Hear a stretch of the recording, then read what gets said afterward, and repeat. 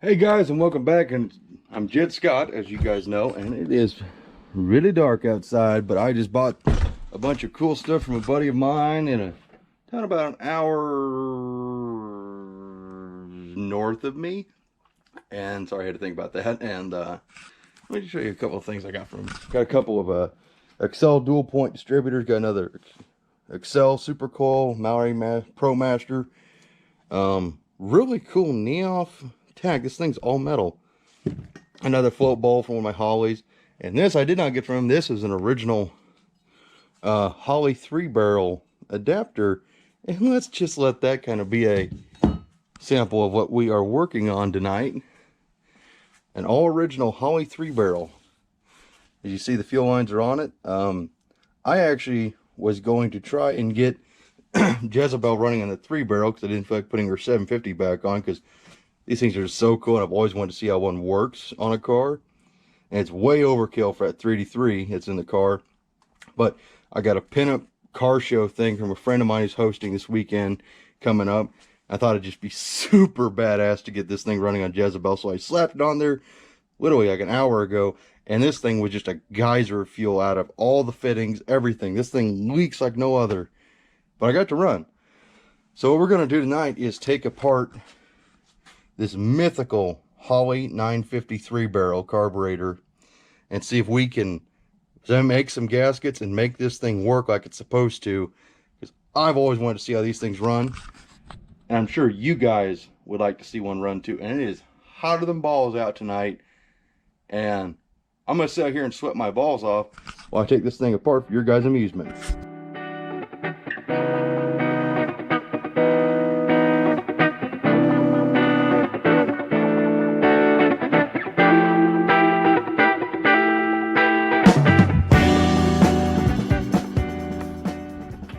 Hey guys, guess what? Found the problem why it wasn't running. There ain't a damn gasket in this carburetor. Not one. But the diaphragm works. So that's good. These are special.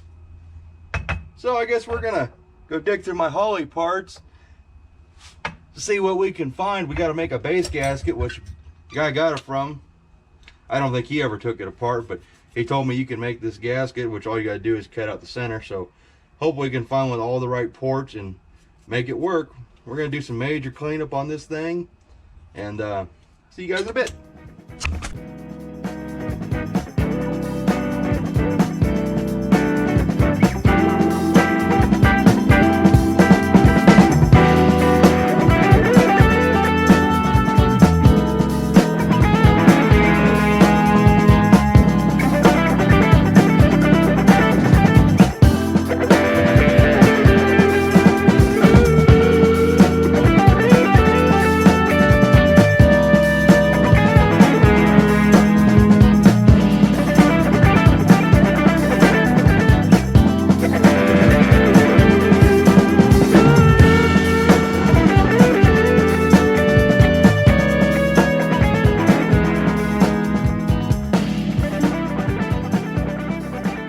Well guys, it's all rebuilt, everything's fresh inside. Made some gaskets for it. Rear metering plate was missing the base gasket. Why that float bowl was leaking. There was no gaskets in this carburetor basically, except for the original gasket for the metering plate in the rear. I just drilled out a regular one, made it fit right. You saw me modify the base here, so that thing's ready to rock and roll. And tomorrow morning we're going to set that on Jezebel and see if she'll fire. It's the morning now. Oh, now you can see Dad's car out there. Okay. And the 950 is all ready to rock and roll. Even got the bolt in here that's impossible to fit in with the diaphragm. And I just went through the troubles of drilling and tapping a hole that stripped out of me. And I just cleaned off Jezebel's engine a little bit. You can see how long she's been sitting. Yep, fix that hole back there. I probably should just go ahead and do all the holes, but oh well. Cleaned up a little bit, so old school wind intake. But let's get that 350, all right. Let's get that 953 roll put on here and see if it works as good as I've always heard. Let's do this, guys.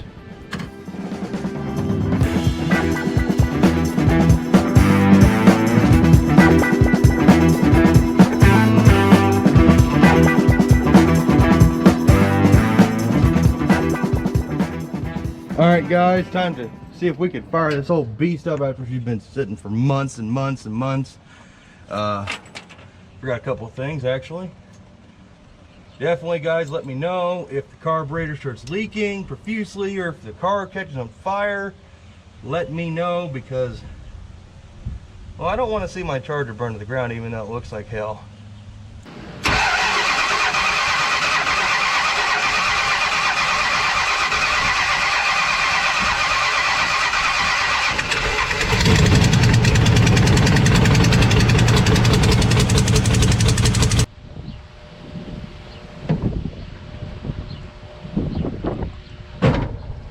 Well, that wasn't, what the hell guys, you didn't tell me that it was shooting gas out of the back? Come on guys, what the hell? Well, taking the carburetor back off, seeing what the hell's going on with it inside. Great. Well guys, it would have been an all-day adventure. As you can see, Dad is home now, trying to get this damn thing to work. And we finally got it to where it's not shooting fuel everywhere. It sounds pretty cool, but the engine ain't running real good. It's pretty flooded, and I ain't had time to dig with the settings on the carburetor, but we're gonna fire it up one more time for you. Take number 8.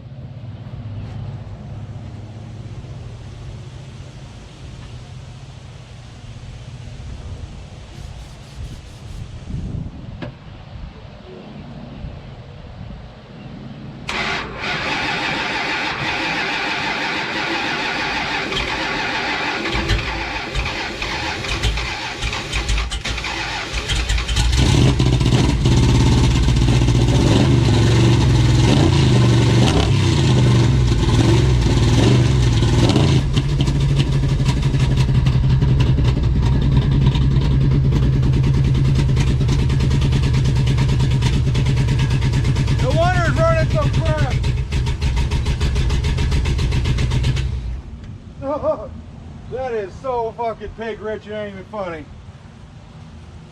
There you guys go. That engine is so fucking pig rich. That's a 953 barrel running. They suck. They got a hell of a bog. Yeah, they're kind of cool for what they are, but yeah, they're junk. Don't ever fucking waste your time with it. Literally spend all day trying to get to work and still don't work with a crap. I know that engine's solid. Yeah, those things are junk. Buy one, put it on display, don't try and use it. They're shit. I don't care what anybody says. Oh, and before someone says, well, I had one on a 70 Chevelle with a 450 Ford, blah, blah, blah, blah. And that thing ran like 9 quarter miles back and then on street bias ply tires. Bull fucking shit. Bull fucking shit. I spent literally all fucking day working on that pile of shit. It looks cool. Yeah, there's a reason why Holley don't even support it and make gaskets for it anymore. All fucking day just for it to wash my engine down with gasoline and make it run like crap. Yeah. What do you think about it, Dad? Doesn't sound very good. No, the engine sounds like absolute hammered dog shit. It's running pig rich for reasons I can't even explain. I mean, obviously it's way too big of a carburetor for a little 383, but yeah. Lesson learned, just because you really like carburetors doesn't mean you should try and rebuild every single one. But thanks for watching. I'm going inside. I'm done with this thing. That thing, I love Holley's, but that thing's gonna go on display somewhere that I can't see it. Hey guys, Jet Scott here from the future, or I guess technically the present would be the proper term. It's been about a week or so since I did all this film footage. I'm gonna tell you what, watching all this stuff has made me sick to my stomach. But I'm gonna run you through some of the things I found with that 3-barrel. The rear float bowl, the reason why it was geysing fuel in the one clip was simply because someone had changed out the original nitro fill style plastic float in the rear float bowl and had a brass float, and you can't use those because it's a vacuum secondary carburetor, so the float was actually sticking, so it was letting fuel just geyse out, not letting the needle and seat do its job. So figured that out, and the day after all this footage I went back through the carburetor, changed the fixed a couple of the gaskets, and I did an oil change, and that engine holds about 7 quarts of oil with the 2 oil filters and everything. So you can imagine how much that cost. And like I said, went back through the carburetor, put it back on, did all that stuff, yada yada yada, and it still filled the crankcase full of gas, and the engine still misfiring like no other. But the carburetor was actually working properly-ish. I mean, the carburetor's not supposed to leak gas in the crankcase. It sounded pretty freaking wicked for a while, and then it washed down the cylinder walls, found probably about 4 or 5 plugs out. But I'm just going to call it a day on that carburetor. I'm not going to waste my time with it no more. I think they're cool carburetors. They're not my cup of tea. I'm going to stick with double pumpers because I just don't like vacuum. But yeah, super cool carburetors. I mean, maybe some more tinkering with it. I could probably get it to work right, but I'm not. It's going to go on display with my other 953 rod. It's actually sitting right over there here in my bedroom. So just want to let you guys know what's going on. I apologize, but I'm going to disable the comments on this video just because I'm sure there's going to be a lot of guys, you know, bad-mouthing me, and I ain't got time for that kind of crap. But I appreciate you guys watching the video. I hope you enjoyed.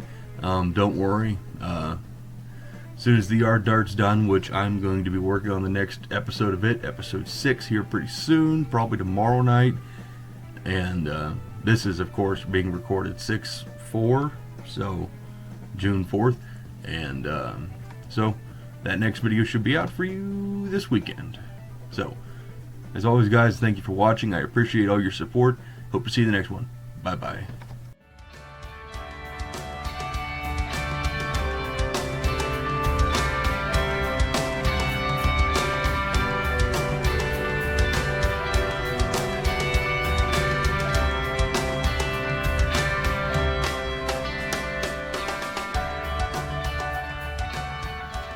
Bye-bye.